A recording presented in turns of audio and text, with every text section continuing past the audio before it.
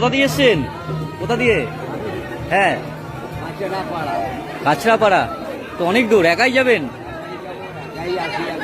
আচ্ছা, কত বছর হলো? আপনি কত বছর ধরে আসছেন? 65 সাল দিয়ে? সেই সময় থেকে এখনো আসছেন? সত্যি এই এজে দাঁড়িয়েও আপনি যে আসছেন এটাই তো অনেক বড়। সকলে তো আসতে পারে না।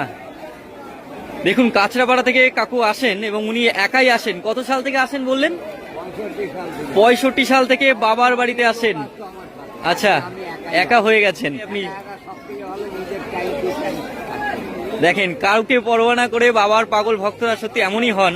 এবং উনি এই বয়সে দাঁড়িয়েও বাবার বাড়িতে একাই আসেন, একাই যান।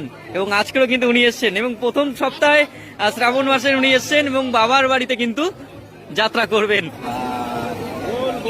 হর হর মহাদেব। এ যেন এক আবেগ, মহাদেবকে স্পর্শ করার। আর তাকে ঘিরেই মেতেছে শ্রাবণ মাসে মহাদেবের এই পাগল ভক্তরা।